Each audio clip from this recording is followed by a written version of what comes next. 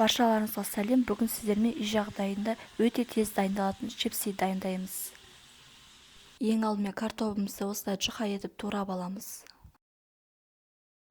Картобымызды жуып алдық. Енді астына кез келген салфетка болмаса майлы қойып төсеп аламыз.